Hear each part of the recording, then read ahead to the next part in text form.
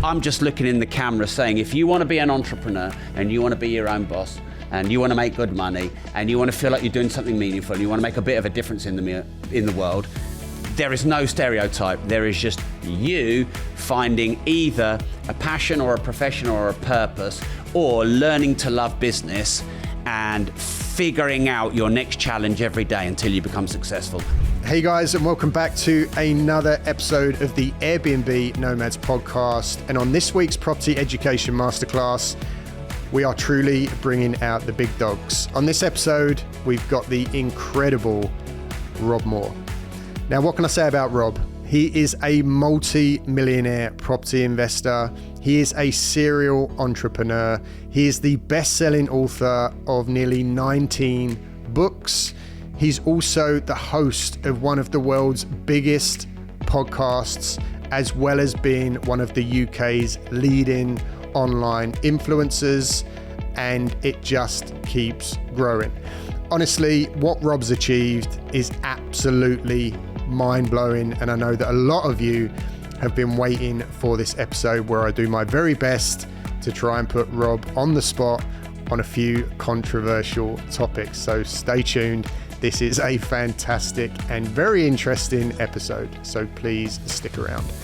Guys, if you enjoyed the show, if you enjoy this episode, if this episode inspires you to kickstart your entrepreneurial journey, please follow the show and leave us a review. It helps us so much, I can't explain.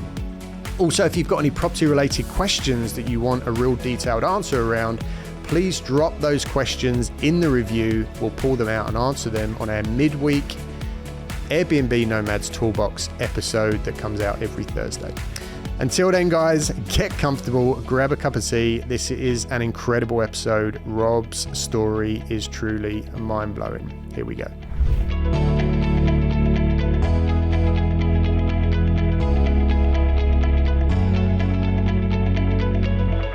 Rob Moore. Alex. Thank you for coming on the podcast. See, you've got your marker pen and everything. I've got my marker pen. I'm all ready. Must be serious. Nervous? Me, nervous. Got my sheets and my pen. Yeah. In all seriousness, mate, I really, really appreciate you coming on. It's an honor. Followed you for a long time. Amazing things that you've accomplished. Multi-millionaire property investor and entrepreneur. Public speaking world record holder. Globally recognized online influencer and brand builder, and obviously owner of one of the the biggest UK's largest training provider, property training provider, as well as hosting one of the biggest podcasts in the world, the Disruptor podcast. How does it make you feel when I read off that list of accolades? Does it feel real? I've got a lot more work to do in my life, Alex, and I don't really sit and smell the roses. How does it make me feel? It's a hell of a list. Yeah, I suppose it is. I don't really see it like that. There's, plenty more people in the world who've done bigger things than me.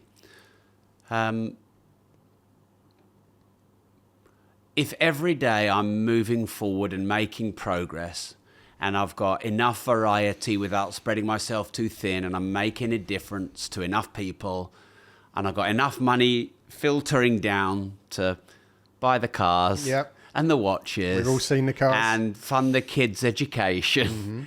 Because there's VAT on that now. I'm sure yeah, as long as I'm moving forward, then my life's purpose is happening. But those things, it's just a CV. It doesn't really make me feel anything, to be honest. Yeah. Well, it's amazing nonetheless. I want to ask you some questions in this podcast. I want to, I don't just want it to be a back and forth asking you about the amazing things that you've achieved, because I don't think it's amazing, but I want it to be a little bit more, have a little bit more substance. Obviously, you've achieved so much up till now. You didn't start that young. You started around 25 was when things really started to kick in. Take me back to the 15th of December 2005. What happened on that day that changed your life? So I was working in my dad's pub, and I'd been working there for a few years.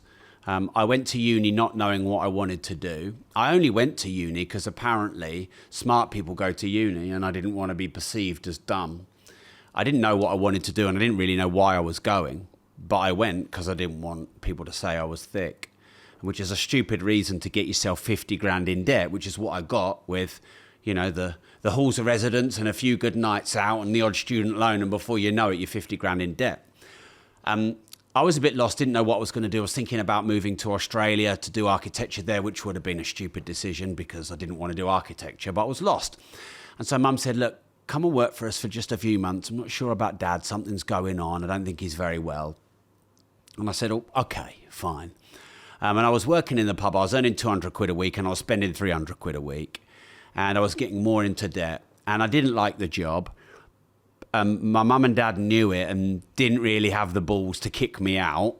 I think that they wanted to help me, but they weren't helping me. Anyway, so my mum would work the restaurant. My dad would work the bar. My sister would be the waitress. My mum would do all the cooking.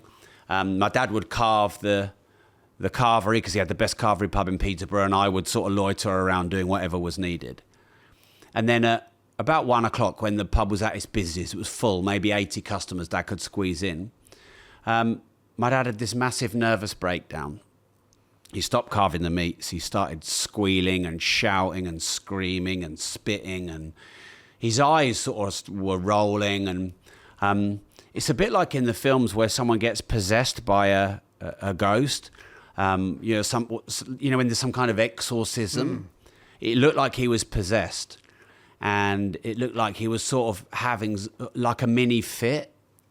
And I managed to drag him out of the pub, and I got him against the front wall of the pub, and I was just because my dad then was big, a lot bigger than me, and I'm like, Dad, and I couldn't get anything out of him. He was just glazed over. Anyway, within 5 minutes, the police turned up. I think because he had the carving knife, I guess. He wasn't threatening anyone. Anyway, the police turned up. Immediately, one of the police, who's probably no older than 19, pulled out his baton, and they just beat my dad up in front of me, my mum, my sister. They were there bawling their eyes out. I was just frozen stiff, just watching it happen. They arrested him, put him in the back of the police van, tied him up, sectioned him, and then they admitted him into Ward 5, which is the mental institution of the hospital, and they diagnosed him with bipolar, manic depression back then. And that was nearly 20 years ago. And we've been struggling with his mental health ever since. And my mum pretty much looks after him full time now. And I felt such a sense of shame and like I was a loser and that I'd sponged off them my whole life. I mean, my dad had paid for me to go to private school, supported with my first car, my first house and university. And there I was, 50 grand in debt, working in his pub, sponging off them. And yeah, that was quite a horrific time for my family. And those years, Dad in and out of hospital all the time and not really sure if he was going to make it. But for my career and being an entrepreneur and kicking me in the arse to start a business was the best day of my life. After a week, I went to a property networking event. I met my business partner, Mark Homer, there. After 2 months, he'd helped me get a job in a property training business that also sourced and sold deals for others. We learned how to package deals for others. We learned how to buy property ourselves. We bought 20 properties on the side with Mark's money. We then started Progressive Property the next year. We then did another 30 in year 2, so we'd done 50 deals in 2 years. We'd held 25 or 30 of those with Mark's money, his mum's money, his stepdad's money. A year after that, we launched the training business, Progressive Property, and we've done $250 million in sales in the training business since then, roughly. And we own 345 units, I think, now. And we have in our management company 1,350 units. So life changed a lot since that day. So that was like my second coming. It was like my rebirth. Rob, can I ask you, do you still carry guilt around how you was as a younger person? Because I've read that, like you just said, you felt like you were sponging off your parents. You weren't really bringing a lot to the table. All these things that happened to your father back then on that day, you kind of felt responsible for. Have you kind of shed all that now? And obviously you are where you are, or do you still carry some emotion around the way you was as a younger person? I've mostly got rid of it because they live in one of my houses rent free. I gave them one of my houses. Every 2 years I get them a new car. I've paid for them to travel around the world. I used to take them to Cayman and Dubai every year when, Dad could. And I feel like what they gave me, I've given them back probably plus VAT, adding a bit on. So I don't have any guilt, shame there. Occasionally, I feel like my mum still wants to work and she works with us. And a few times I've tried to help her retire, but she doesn't want to. And I sometimes feel a bit guilty that she still works at nearly 70, but she wants to. So I let that go. So not really about my parents anymore. Occasionally if I see them struggle, I think I could do more. But anytime they need anything, I've funded pretty much most of the things that they've needed. In terms of myself, I was the fat kid at school. I still have quite a lot of self-over-analysis, I think. I probably don't take enough time to sit down and appreciate what I've done, and I'm always looking for better, more, bigger. I never take a day off. I haven't taken a day off in years. I work every day all through the weekends. Probably there's a bit of that, like taking a couple of days off, I probably would have to sit with myself, right. Face my own demons. So fuck it, I'll just keep working and do something else. But the shame and the guilt are brilliant emotions for progress. Like it was the shame that finally got me to lose all the weight. And I would feel a lot of shame if I went and put weight back on. So I just did 12 rounds before coming to be on your show. And, I had a charity fight last year, which I trained really hard for 6 months. And I probably wouldn't do those things if I didn't have the shame of getting bigger again, or, maybe the ridicule and the judgment of what other people would think about me. Well, and this is, sorry to jump in, Rob, but this is why it's your fucking show. You can do what you want. It's my fucking show. I do what I want, right? And this is why I asked the question, because like I said at the beginning, you started a little bit later. There's no doubt that you are a serial entrepreneur. Look what you've achieved. Look what you're still building now. It's incredible. But I wonder... Yeah, you didn't have the 19 books on there. Yeah, I missed that bit. I'll add that after the show. But, and you've got so much drive now, and you're doing so much stuff. And where does that come from? Because you started at a later stage in life, it's like it, did it come from the lessons that your father gave you? Because I know he was a businessman. He was always hustling. He had all these different things going on. Did you learn those traits from him and then they just kind of come to fruition later in life? Or is this big drive that you've got and all this motivation and all this stuff that you're building, is that a consequence of starting later and not feeling like you did enough in your younger days? Well, look, I got started age 26 years and 11 months, and I became a millionaire age 30 and 11 months. I got 31 here. Well, it was, I wanted it to be by 30, and it was pretty much by 31. It was 4 years pretty much broke, 50 grand in debt to my first million. And I was pissed with myself that it wasn't by 30, because I wanted to be able to say millionaire by 30. So it was by 31. So your research is kind of right, but remember, it's my story, so I'll correct you. And so, I did pretty well, pretty quick. And I actually started quite young, not old. Let's just put this into context. The average business owner starts at 45. I'm 45 now. I started nearly, 20 years ago. So I actually started quite young. Well, I think what it is, Rob, just to say there, because when you're in this space, as you are, on a podcast, interviewing high achievers, you do sit down with a lot of people who are doing incredible things by the time they're 23, 24, 25. And I've had many of those people on this show. That's the only yardstick that I'm using, with high achievers. Yeah, I suppose it depends what pool you're fishing in. If you're fishing in the pool of life... Yeah, you did incredibly well. I started very early. Yeah. I just wouldn't want anyone listening who's in their 30s or 40s or 50s to think, well, they're past their sell-by date, because they're not. And don't forget, we're all living a lot longer now. So if you're in your 50s, you've probably still got a whole career. You've got 30 years plus.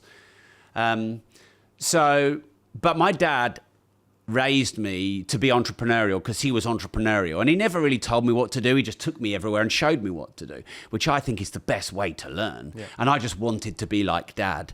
And I used to hustle when I was age 6, 7 and 8. I used to beat people at pool who were adults, age 6, 7 and 8, betting them money. And I used to empty the pool tables and the fruit machines and the pinball machines and count up all the money, and used to do the bottling up and go down the cellar and do all the refills and redo all the beer kegs, and Dad would pay me £1 a week. So I wanted to be entrepreneurial, but then you have to go to school, and then you go to college, and then you go to university, and then you get a degree, and then you're supposed to and I talk a lot about not getting stuck in the system now. Because if you want to be a doctor, a dentist, a lawyer, an accountant, or some, very suit and tie, middle of the road professional, go to college. But if you want to be entrepreneurial, if you want to be creative, if you want to be innovative, if you want to be disruptive, if you want to, be the pilot of your own airplane, it's probably the wrong route to go down. And I probably would have started my business at 16 or 18 or 21 had I not got stuck in the school system. So my life was put on hold for a few years. And people always say to me, "Oh, Rob, well, it made you who you are." It's no, I ask people all the time on my show, what are your biggest regrets? And they say, "Oh, I don't have any regrets." Bullshit. I regret age 16 to 25 fucking about, not starting my business, not giving anything a try, not taking any risks. Because, with the law of compounding, if I could have had those years back, where would you be today? A billionaire, Rodney. Yeah. I'm pretty sure you will be soon, mate. You will be. And I completely agree. On this show, and obviously on your show as well, I'm noticing all these common traits, right? Everybody has these common traits: the determination, the mindset, the drive, the desire to achieve, to be big, to do this, to do that. They're different people. They're built different. And the other main trait that I'm noticing is that most of the people who have done incredible things, they haven't gone through the typical education system, right? They've dropped out early. They've rebelled against authority. They haven't fitted in. They weren't intellectually smart. They've dropped out, and then they've gone on to achieve incredible things, almost like they were unemployable and backed into a corner and had to make shit happen. Would you agree with that? Is that because I actually wouldn't. Look at the Alan Sugars and the Richard Bransons and the. I'm going to challenge you on this. Here's why. I think traditionally, let's say 30 years ago, before Malcolm Gladwell and people are like that were popularizing nurture versus nature. But I think 30 years ago, everyone assumed you needed to go to college and get a degree. Look at a lot of my Indian friends, their families all about going to college and getting a degree. Yeah. And that's what makes, a good professional. 30 years ago it was that. And then there was this sort of popularization of entrepreneurship. And we looked at what makes someone who's an entrepreneur. And then there was like, well, dyslexic, dropped out of school, yada, yada. I just think that's become a bit trite. I think that's for Netflix documentaries. I've interviewed a lot of people who did go to college. I interviewed a billionaire who has one of the biggest discount retailers in the country, and he got 3 different degrees and got an MBA. So the reason I'm challenging on this is we must stop believing that a certain type of person is an entrepreneur, so you can believe that you can be one because you can be one. So, for example, if you look on the rich list, actually a lot of those are really well educated, and actually a lot of them are very introverted, whereas a lot of people might have the imagination that you need to be a real extrovert and out there and gregarious, like Trump or Branson. If you look at a lot of the people on the rich list... that is how everybody views you. Yeah, I'm not on the rich list yet. So... but you fit into that category.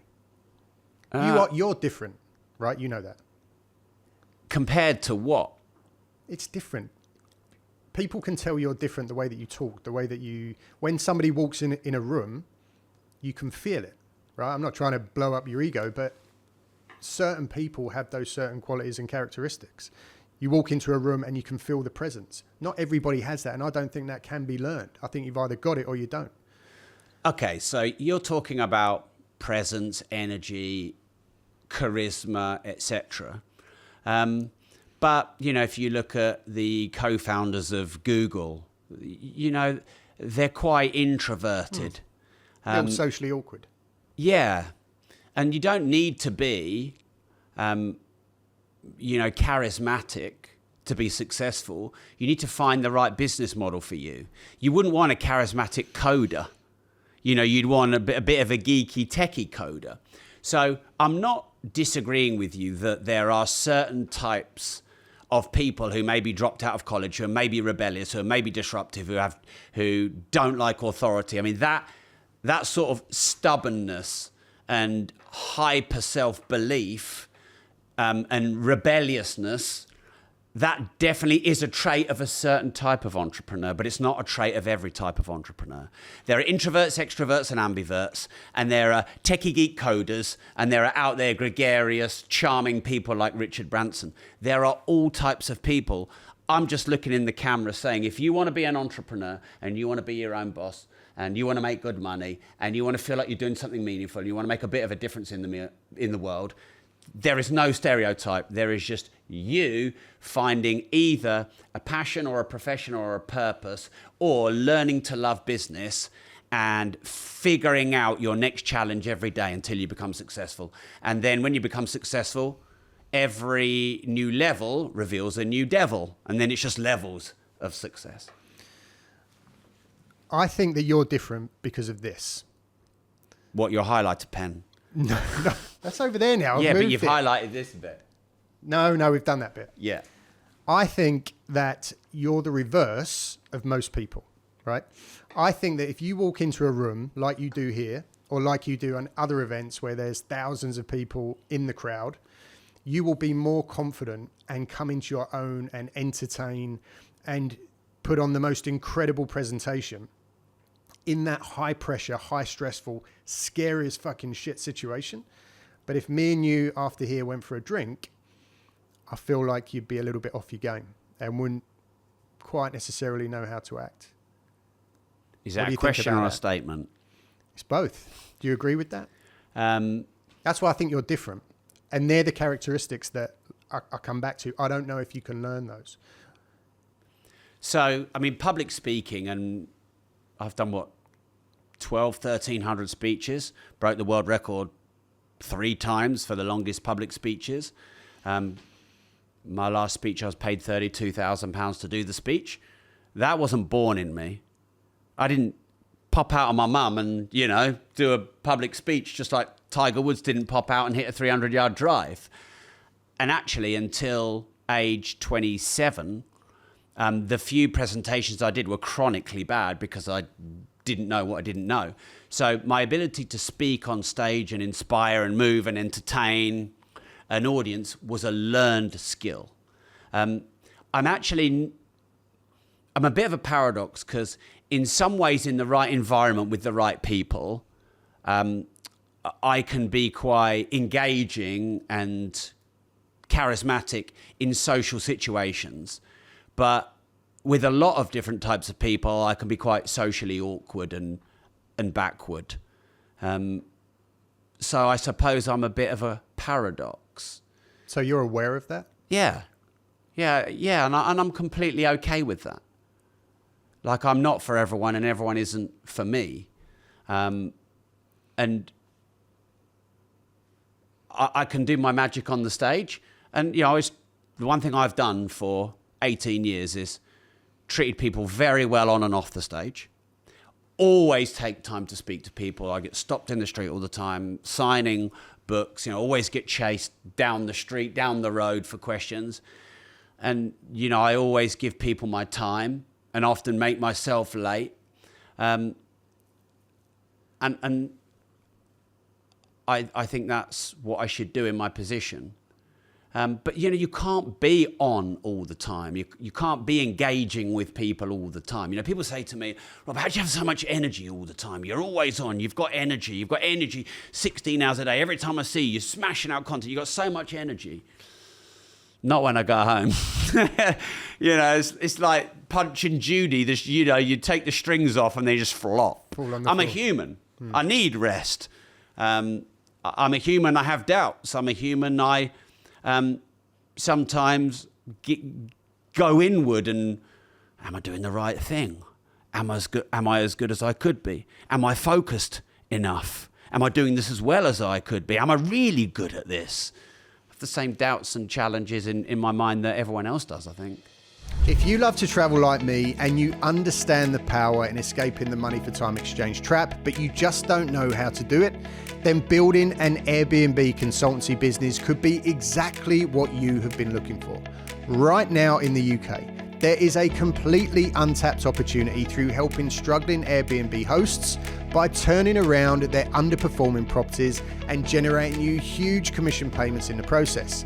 We are going to teach you all of the tools and all of the techniques that we've learned over the last 5 years through building our very own multiple six-figure Airbnb business, arming you with everything that you need to swoop in and save the day. Minimal startup costs, zero risk, and almost unlimited potential. Sound good? Welcome to the Airbnb Consultant. Contact us through any of the channels included in the studio notes to get the conversation started. Do you get nervous? Do you ever get nervous when you're walking onto a big event, meeting people who are bigger than you and more accomplished? Yeah, a bit. Yeah. Like, I really love meeting interesting people. I mean, no one's bigger or more accomplished than me. They're just better at what they do. You know, because I've met people who maybe have a bigger following than me, or I've met people who've been very successful in their niche. And sometimes I'm like, wow, yeah, you know, they're billionaires or they've done this or that. But actually, if I look at my property portfolio, I have a bigger property portfolio and I've written a lot more books than most of them. So what I try not to do is compare myself to anyone. It doesn't really serve me unless I'm chasing. You know, if I'm chasing a goal, then it helps me to compare myself to someone because I'm chasing. But if I'm just trying to feel present and centered and feel good about being myself, comparison, as they say, is the thief of joy. So I do get nervous around people who are very successful. I do get nervous when I go up on a stage in front of a 1,000, or I'm speaking out in Budapest in a couple of weeks' time. There's going to be thousands of people at that event. And I will get a bit nervous, and that's fucking good. Because it means I'll prepare properly. It means I care about the audience. It means I won't just go, oh, just because you're paying me, you know, I'll just go and say whatever I want. You know, I take it really seriously that people pay me a lot of money to speak to their audiences. So I think that little bit of nerve's really healthy. Yeah, 100%. And we was having that conversation outside with David, you know, and he said, are you nervous? And I said, yeah, I'm nervous. But I was sitting out there thinking I'm nervous because I care. I really care about the show.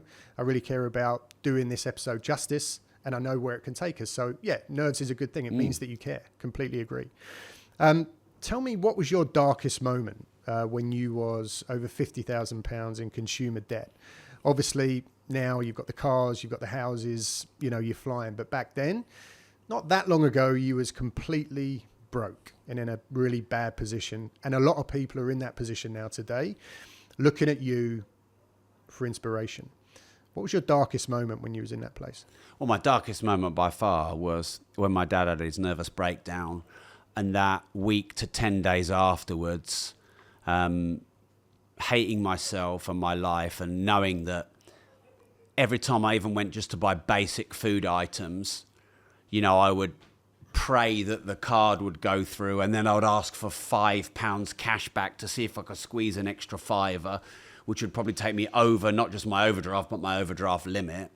And just the thought that unless I do something in the next, couple of weeks, I guess I'm going to go personally bankrupt, which was a really shameful thing to face. So that you know, December, late December, early January, because my birthday's in January. Obviously, you have Christmas late December. So when you're supposed to be relaxing and celebrating, yeah, that they were my probably darkest couple or few weeks. But as soon as I went to that networking event, as soon as I met Mark, as soon as I could see just a crack of light, that's all I needed. And I was moving. And I would say this to anyone, no matter how dark it is, no matter how hard it is, chase a crack of light. Chase just something, opportunity, hope, idea, creativity, anything. You just need one little crack of light and you're like, and Go for it. Go for it. Run towards it. Because I got results quite fast, and I only needed something small to hold on to. And also, if anyone's in debt and struggling, there's quite a big upside to being in debt, and there's quite a big upside to struggling that people don't understand, that I didn't understand back then. If you're in debt, you've got nothing to lose. You've got no money to lose because you're already fucked. You're already skint, so you've got nothing to lose. Yeah. What's the worst that's going to happen? You're going to get in a bit more debt, or you're going to have to go into some debt management plan or go personally bust, but that's not much worse, and you can start again. And, if things are hard and your life is quite at a low point, well, that's motivation. People don't lose weight when they're full of passion and pride. They lose weight when they're full of shame. Look at people who get into a relationship, they're in good shape, they've been down the gym a lot, 2-3 years, they're eating Ben and Jerry's, in bed with the husband or the wife, they get comfortable, they get the middle-aged spread, then some eruption happens, they split up, then they're down the gym twice a day again. So, there's nothing wrong with a bit of pain, because pain is motivation. And I used to spiral when I got into pain, where I would go into self-hatred because of the feeling. I hated the feeling. But I've learned now not to go into self-hatred. Pain is just motivation. Pain is better motivation than pleasure. Way better. Yeah. Yeah, 100% agree. Talk to me about the difference, in your opinion, between manifestation and creating opportunity. Because let's go back to that night when you walked into the networking event and you met Mark, and you were leaving the room, you were leaving the place, you'd had enough, you were sitting at the back of the room, you weren't talking to anyone, you went to leave the event, and then last minute you made that left turn into the bar. You went and sat next to the only guy that was sitting there. You asked him if he wanted a drink. He asked for a Coke. The rest is history. Did you manifest that in your belief system, or did you create that through a physical process? Talk to me about that. Yeah, so many people are selling bullshit courses on manifestation where you can visualize and incant and say words over and over to yourself and manifest the man of your dreams, the woman of your dreams, the business of your dreams. And it's quite frankly a load of bollocks. I don't know anyone who's sat in a dark room with their thoughts and masses of cash, and their ideal partner has just come and parked themselves on them. However, I do believe that you get what you focus on, and if you create a goal and an intention and an outcome, you can forge forward and create opportunity that somewhat looks like that. And I'm an example of that. I didn't know what Mark would look like. I didn't know who Mark was or what Mark would do. I knew that I wanted to get into property, and I knew I had to put myself out there. That's all I knew. I wasn't visualizing, my business partner is going to have 5 million in the bank, and he's going to be 26, and, he's going to be, blah, blah, blah. It's like people are trying to visualize and manifest the ideal partner. You cannot visualize and manifest the ideal partner, because every human has an equal set of upsides and downsides. Every property you buy has an equal set of upsides and downsides. Every decision you make, every person, every event has an equal set of upsides and downsides. So I want to smash out this nonsense of blind manifestation. It's just an ideal fantasy that people pray to sell you courses on.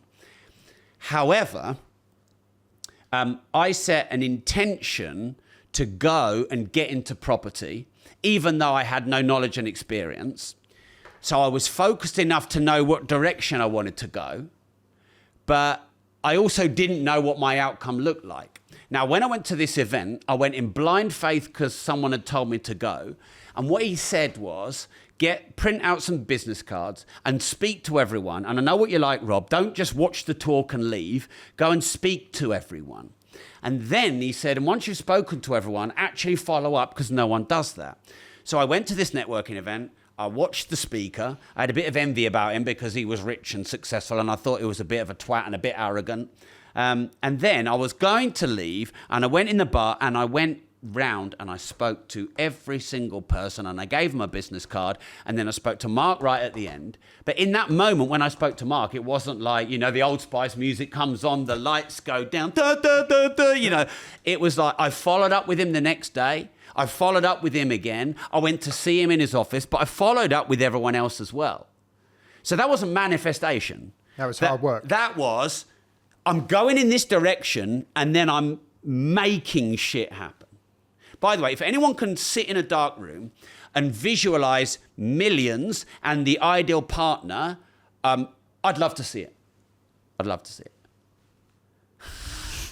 I mean, for example, every single day since I've read Think and Grow Rich, I read Think and Grow Rich 18 years ago.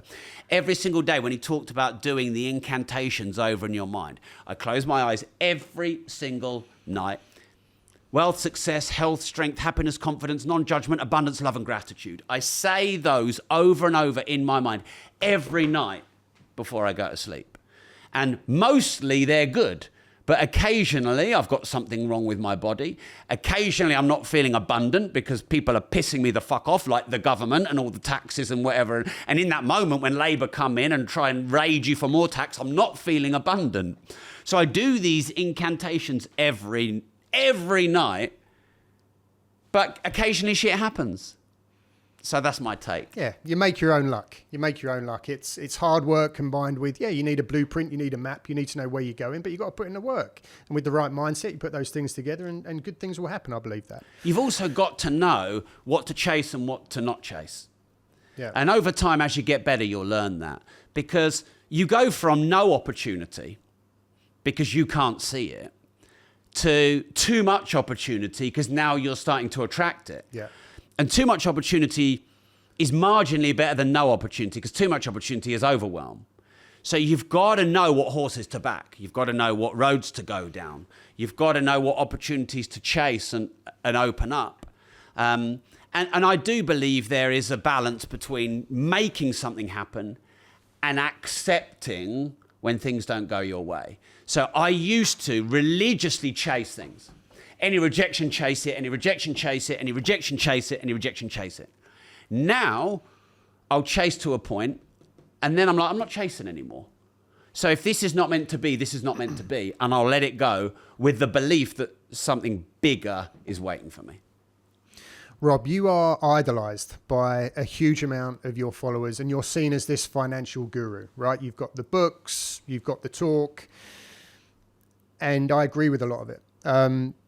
What would you say to people that push back, some of your critics out there that say, what the fuck does Rob Moore really know about the world of financials?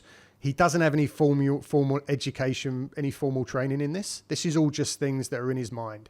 What would you respond to that? I would say that everyone is entitled to my opinion. Fair enough. Like, if someone wants to come onto my page and criticize me, well, firstly, thank you, because you're helping with my reach, and the algorithm loves you, and I want the algorithm to love me. So keep going. And if there's anyone out there that hasn't got enough haters, send them all to my page. I'll have a little dance with all of them because I've got big enough shoulders. You cannot have all the success without the downside. And I've had lots of challenges that come with success, which you don't choose, but you accept because that's the way it goes. People get jealous, people want your money, people criticize you, they hate you, they troll you, they try and steal from you, they feel entitled that you should give them stuff, But that is a small price to pay for, ultimately, which is an enviable life that I've created. Now, if someone wants to say, well, Rob, you haven't got a formal education on finance, I would say, what's the net worth of most college educators or professors in finance, business, and economics? I don't know what they earn a year. I'd be amazed if it's more than 50 grand. Might be 60, might be 70. I make that in a day. So that's what I'd say to that. It's a pretty good reply. And my proof is out there. You can find my 12, 14 companies on Companies House. You can find the 340 odd units that I own. You can read the 19 fucking books that I've written. You can see all the cars. So, like, that's your proof. Yeah, the proof is what you've done. Yeah. And I don't need to justify what I've done to anyone. I've been doing this a long time. I'm not some TikToker without pubes yet telling everyone how to get rich. I've been doing this nearly 20 years. And in our industry, I can think of one other person who stayed in this industry as long as we have. And he's only really done that because he stayed small and comfortable. It's not easy to do 2 decades in an industry. So I think my results speak for themselves. But I also know that criticism is good because it keeps you humble. Criticism is good because you can learn something. And I also know that hate, I mean, I sort of made this saying, which is, they will hate about you what's great about you. So no matter what you do, people will hate you anyway. You know, if you're on the far right, the far left will hate you. If you're on the far left, the far right will hate you. So if you love electric cars, the petrol heads will hate you. If you love petrol cars, the electric heads will hate you, or the hydrogen car lovers will hate. You're always gonna, well, the only way you never have haters is say nothing, do nothing, be nothing. Yeah. And that's not good enough. Stay small. Yeah. Do you feel pressure? Hundreds of thousands of people have been through this training academy now. A lot of them people have come here with the last bit of money in their pocket. Maybe they've been putting courses on credit cards, borrowing money to do the courses. And obviously not all of those people have left here and gone on to achieve good things, made that investment back, made any money on top of that. A lot of people have lost money. How do you feel about that? Do you carry that on your shoulders? Do you think about that when you're in bed at night, that a lot of people, it just hasn't worked out for them? I think in the progressive property community, we've probably had our students lose, I would say, the least amount of money when we compare ourselves to the competitors. It depends on your definition of losing money. If someone's educated themselves and haven't yet bought a property, that's not lost money, that's education. Because people go to college and spend 25 grand a year and no one says, oh, you lost 75 grand in your 3 years degree. It's a really good point. So, you know, as long as I can lay my head on the pillow at night and go, our information is good, you know, our trainers and our company cares about people, we create an inclusive community, you're always going to get the odd person, or maybe more than the odd person, who no matter what you do for them, they're probably looking for a get-rich-quick. Or their situation changes, you know, where they were ready and then they're not, or they've got shit going on in their life. I'll never quit on anyone. If anyone's ever really struggling, email me, support@robmoore.com. I'll always make time. Do you know I do dozens of calls on Christmas Day and Boxing Day every year for free to help people, you know, if they just need a chat or if they just need someone to listen to or if they're really struggling financially. And I've been doing it every year and I don't make a big song and dance of it. I know when I lay my head on the pillow, I fucking care. And I know our training material is really fucking good because I make sure it is and I review it. I'm doing another review of all of our training at the moment, making continuing improvements. Every one of our training course has to have a risk section, i.e. in this strategy, these are all the risks. 1, 2, 3, 4, 5, you know, I always tell people never to lend money without a first charge, and people still fucking do it anyway. Mm-hmm. And, you know, because we've been doing this so long, I'm able to keep improving. I'm not saying we've always been perfect. And when we started, maybe our training was a bit too upside and positive. And at times, maybe it's been a bit too negative at times when, you know, there's a lot of bullshit out there. But no, I think our training is great and I know we care.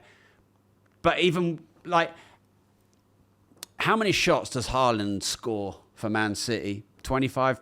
He's got 25% accuracy rate. And how many of those does he score? And he's the best striker in the league. So if I got success rate from 1% to 5 or 10 or 15 or 20, then I'm absolutely smashing it. But the individual has to also take credit. I can train you really well. I can keep you accountable. I can nudge and poke and prod and push. But you've got to go and do the work. So based on that, standing by progressive, fantastic school. I've been in myself. It's no secret that your interests now are a lot more aligned with e-commerce. You're not massively involved with the property side of your businesses now. That's more Mark. So how do you feel about, let's say I was going to challenge you and say, well, why are you pushing people to go down the property road when you personally are going down the e-commerce road? Well, you obviously see that as the future. I own 345 property units, co-own with Mark. So 50-50. So I don't think anyone can say I'm not doing property. But now you're more interested with the online world. You see that as the future. Also, we're currently putting a deal together for 350 units as we speak. So, there's lots of things. Jeff Bezos has shares in a lot of companies you've not heard of. He funded some really big movies. He funded one movie, the famous movie, put $1 billion into it. And obviously his main business is e-commerce. So, we're all allowed more than one interest. Sure. And being an entrepreneur probably means you've got multiple interests. Sure. With property investing, I'm not hands-on, everyday operational, because I don't really enjoy the hands-on, everyday operational. Mark really enjoys the hands-on, everyday operation. He loves doing deals. Mark doesn't really enjoy the e-commerce, the online training, the physical training, the speaking, and I do. So I suppose my secret weapon, which is why I can challenge what you say, is I have a business partner. So I have leverage. And you complement each other perfectly. Yeah, we're very different. Yeah. Very different. And we have similar vision. We both love business and entrepreneurship. We both want to be in it for the long term.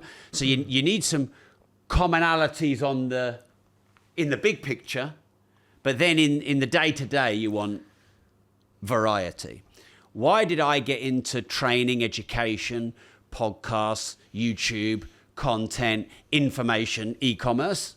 Because I could make tens of millions a year in property, or I could make tens of millions a year in property and tens of millions a year in information, education, e-commerce. So why would I turn down doubling or tripling my income? Also, and I teach this, I teach what I do, by the way. I'm one of the rare ones. Everything that we do, we teach, and I do not teach what I do not do.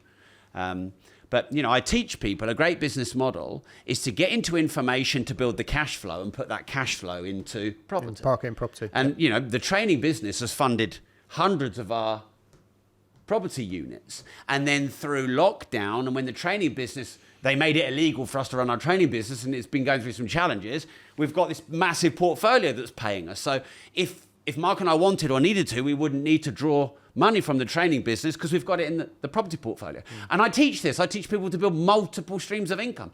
So all I'm really doing is practicing what I preach. Yeah. Well played. Fair enough. You've branded yourself as the disruptive entrepreneur, right? Promoting controversy, anti-establishment views. I don't think I'm controversial at all. I don't talk about immigration, don't talk about religion, I don't talk about wars.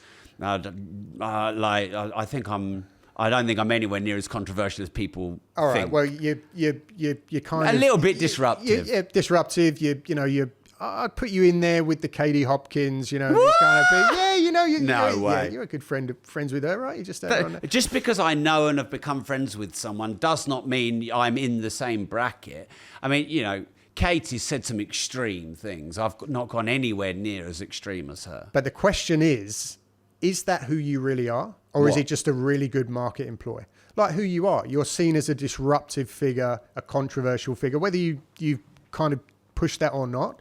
If you asked anyone who knows Rob Moore, that is the kind of image and brand that you built. Yeah, it's funny. People say that a lot. And people say I'm divisive and like Marmite. And, when you go and see Rob Moore, it's like, 80% of people absolutely love it and they're rolling around laughing. And then people are walking out and they hate it and they get upset. I'm like, wow, really? I try my best just to be me and be authentic to speaking my truth. I realize my truth is my opinion. I try and make sure I'm factual. So So who you are on stage is who Rob Moore is?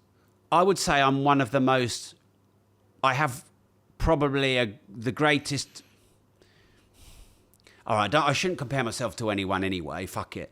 I have high authenticity and integrity on stage, in that how I am on stage and how I am in Facebook Lives is how I am on a podcast, is how we'll talk. So my rants about the system, the government, the central banks, the tax system, these are conversations I have in private.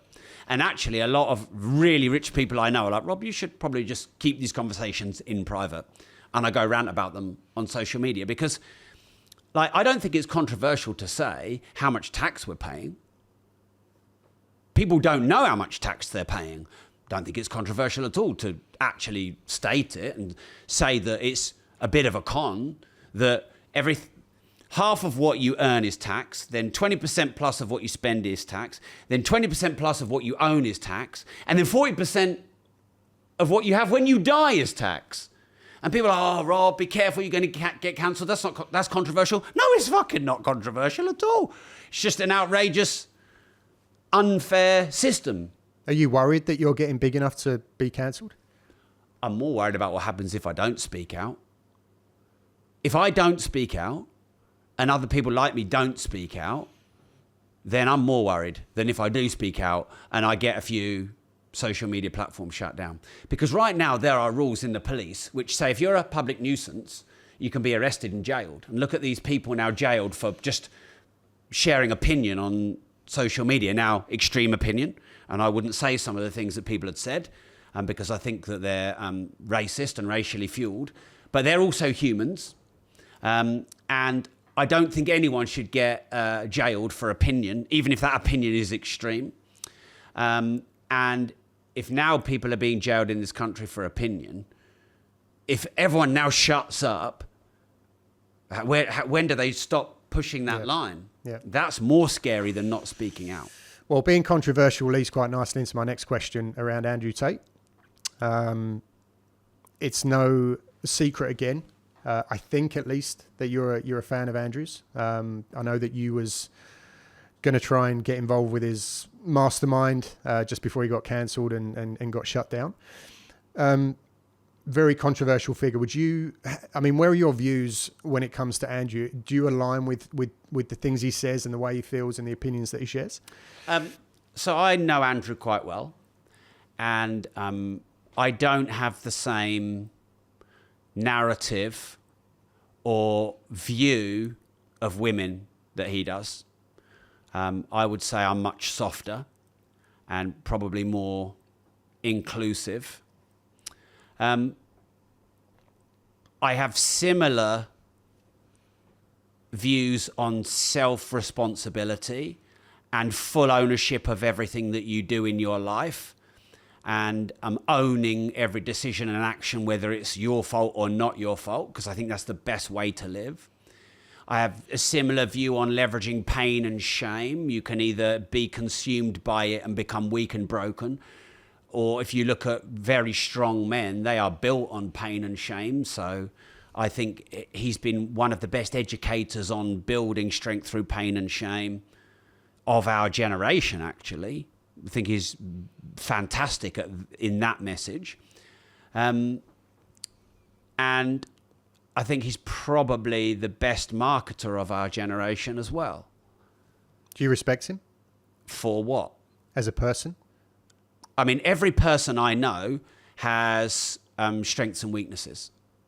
So I can respect everyone for their strengths, and I can notice everyone for their weaknesses.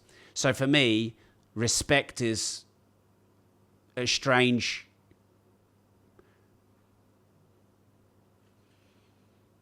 I think it's naive to think that anyone is all virtuous or all evil. When you sat down with Andrew, could you feel... And by the way, just so you know, Yeah. I'm not being careful with what I say to create any distance from Andrew. I don't need to distance myself from Andrew. I'm also not his best mate. And, you know, he would probably say, I'm a brother, but he probably wouldn't say I'm one of his best mates.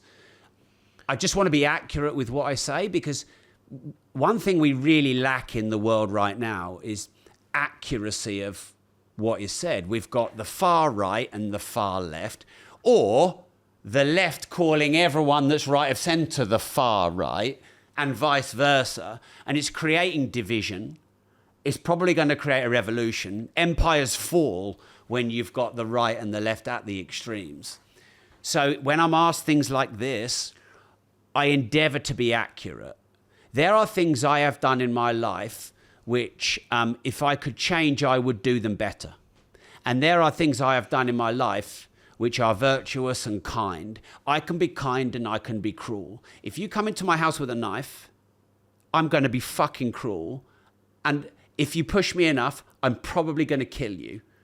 And I'm not that kind of guy. But if you come into my house and give me 10 grand and, you know, you bring a nice bottle of champagne, I'm going to be nice to you. Anyone can be kind, anyone can be cruel when their values are challenged. So I think some of the stuff Andrew has said around women, I think it's marketing. I think it's creating a caricature around himself. But the way he views women, I think he thinks that men are stronger. I view it differently. I just think women have their different strengths. I just view women differently. I mean, I think the power of a woman to me is the most intoxicating thing. You know, when you have a woman who's in her own power, who's sexy in her own way, you know, who is raising an amazing family or being entrepreneurial and juggling all that, that's such a powerful energy. It's just not a male energy. And I find that quite mesmerizing. I don't see it as, I know that men build things. And I think why Andrew says a lot of what he says is because he's probably pissed with masculinity being emasculated, which I am also, because there's a lot of men who've been basically, they've had their masculinity sort of sucked out of them. And that's really bad for the world, because it's men that fight and men that build. And it's not, you don't want the women and the children doing that. And I think we've just lost what it is to be a man and what it is to be a woman, and really honouring and respecting that. And when you let people with a dick into women's changing rooms and women's prisons, there's a fucking problem. And he will say that, and he will lead saying that, and he'll take all the flack from that. And he's got a lot of strength and resilience to take the flack from that. These are conversations. My wife thinks it's absolutely outrageous that anyone with a dick should be anywhere near women and children and having the same toilets and change rooms and everything else. And this shit has gone on. Yeah. And it's if you say that, you're fucking neo-Nazi. It's ridiculous. How can anyone actually think anything other than that? How can anyone think that that's okay and acceptable and argue from the other side? Because of inclusivity and kindness and not judging people, and it's basically far left ideologies. The problem is the further left you go and the more inclusive you become, the weaker you become, and in the end you just have a falling empire. It happens through history time and time again. And, you know, and all right, Andrew says it in a brash way, and sometimes he gets a bit too on the extreme. But I think he likes it. I think he likes the attention. I think he doesn't mind pushing things too far.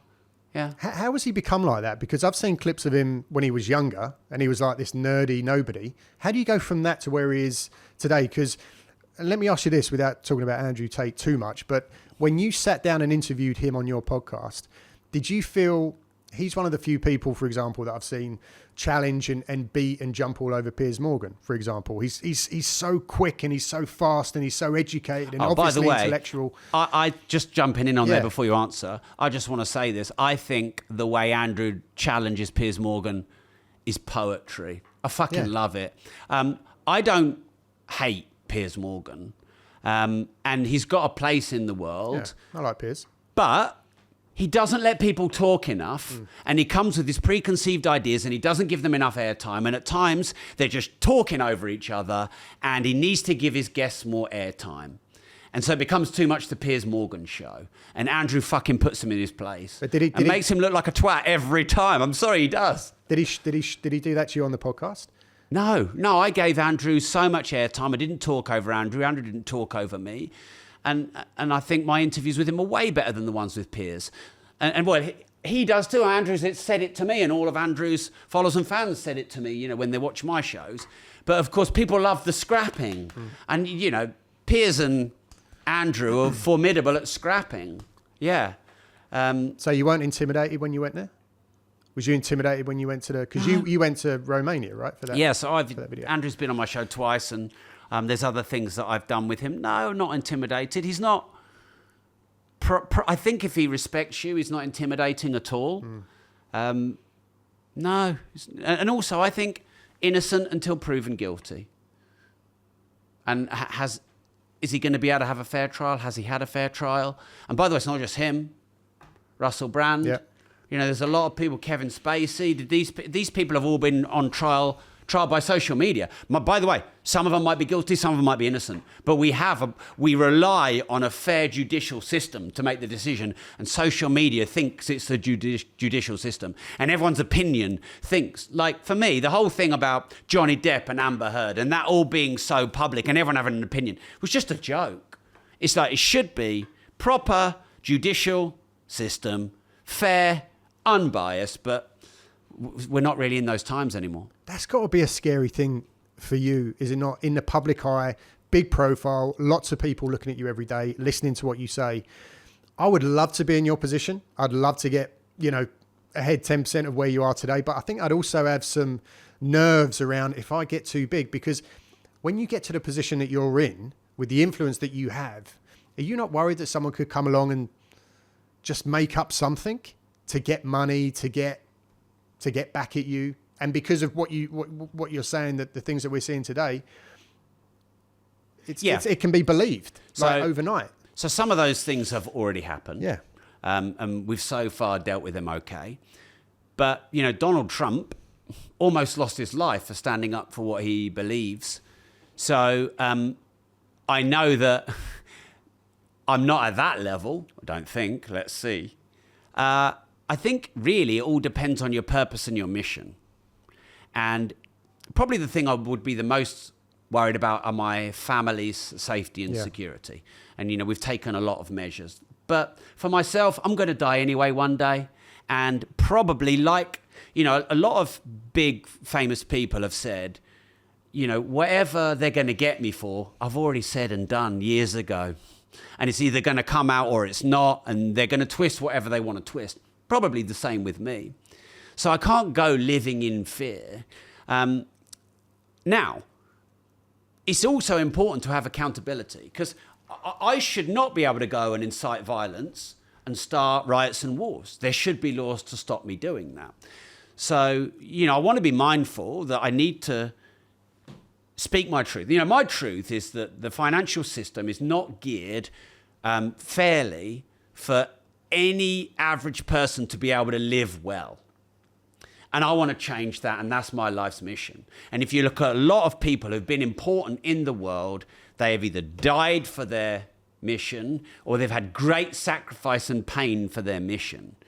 I, so far, have got off fairly unscathed, a few, close calls, but I've not been fully cancelled, I've not been imprisoned, I've not been assassinated. So, and hopefully that doesn't come for me.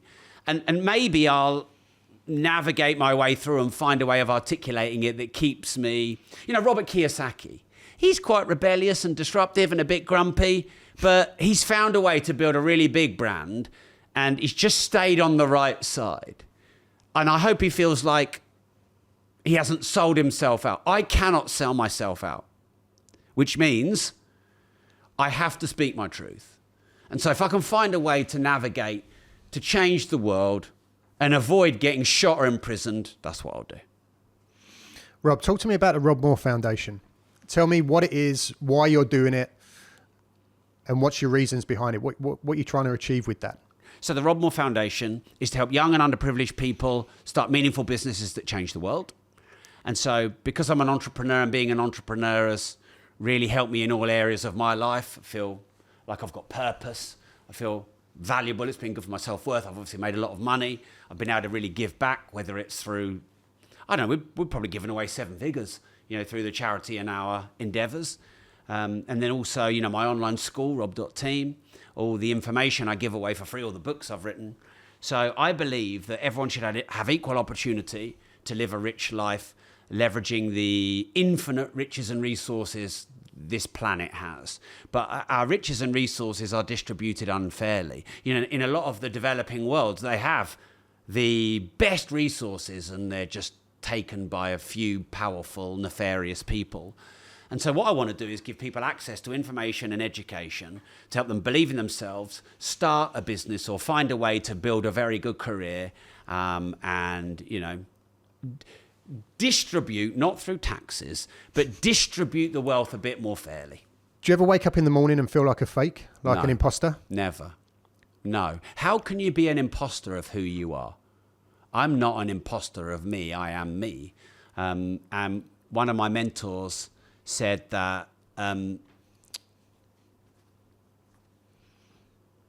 everyone is worthy of love. And that makes me a bit, I like to sit on that. Everyone is worthy of love. I've made mistakes. There's been maybe 3 things I've done in my life which maybe I regret, but I've no violence, no criminal act, nothing imprisoned. There's been 3 things which, you know, maybe I would not do, but they haven't really been that harmful, and they've actually brought a lot of good things in my life and to the people that were involved. So no, I'm not a fake. I'm not a fraud. I'm not an imposter. I am trying every day to be a better version of myself, and I do make mistakes. And when I make mistakes, I feel guilt and shame, and I feel it strong. And I don't like the feeling, but I know it's really good for me. So that guilt and shame that stabs me in the stomach is probably what keeps me honest. What advice would you give to 21-year-old Rob Moore today, knowing what you know today with hindsight? What advice would you give? Have the courage to be hated in the pursuit of living a meaningful purpose. Did you rehearse that? You got your short there. That was really, really good. Yeah. So I have spent a lot of my life playing small and not being myself, worried about the criticism, the ridicule, and the hate, and the judgment. And what I learned, and I probably only really faced this in my mid-30s, so 10 years into being an entrepreneur, I learned that they will hate about you what's great about you, and no matter what you do, and no matter how virtuous and kind and helpful it is, and no matter how much you put other people in the thought process and the decisions, and you're kind and you're caring, they'll fucking still hate you. I've raised tens of thousands for people, saving them from death and giving them life-changing operations, helping them raise money for kidney removals and emergency brain surgery, and I've been criticized for that. So I have learned that you're going to piss people off anyway, so you might as well choose to live true to you. Great answer. What are the top 3 things for people listening at home as we start to think about wrapping this thing up? I know you're a busy man. What top 3 things can people at home listening to this, watching you, following you, what can they do every single day to help them move closer to their own personal goals in life, in business, and in financial, drives as well? What can they do every day? 3 things, the biggest 3 things. Do something uncomfortable, something you know you need to do, but it feels painful to do it. If you do something like that every day, especially early, it won't be long before you're moving fast. Number 1. Number 2, learn something every day. So you could listen to Disruptors podcast or one of Rob Moore's many books, but 30 minutes minimum a day of learning, expanding your mind, building up the skills required. And then do something kind or that helps someone else or gives back or, just something selfless. Those 3 things. Do something hard, learn something new, do something kind. 6 months, a year, 2 years, you're going to be making more money, you're going to be moving forward successfully, and you're going to have good self-worth. Amazing. And one last question, Rob, around mental health. If you don't mind, if we can touch on that. I'm a big, advocate for mental health. I've had my issues in the past, with various different relationship breakdowns and business failures, as I'm sure you've experienced as well, anxiety, depression. Do you suffer with any kind of mental health challenges with the responsibility you have, with the influence that you carry and the following behind you and the pressure that comes with that? And most importantly, living in this social media world, doing your lives every day, putting out the content that you do. Do you have any struggles with mental health when you're alone at home with your family, out of the spotlight, away from all of the eyes, and you're in bed alone at night, or with your partner? Do you have any struggles with that, or have you done in the past? And what would your advice be to people that are at home looking at you, pedestalizing you, thinking, well, it's okay for Rob, look at everything he's got? What would your response be? I have suffered mostly through my own imagination of the struggles and challenges I've had in my life. And then as I've got older and more successful and met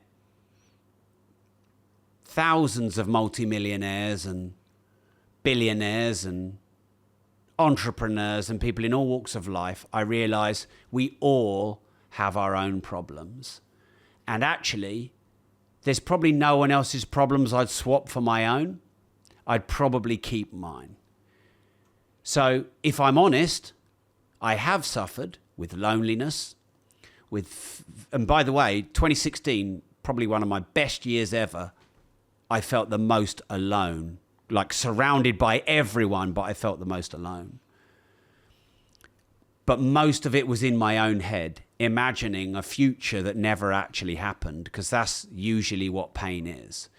I do not in any way minimize serious mental health issues or serious depression, but most people aren't suffering with serious mental health issues or serious depression.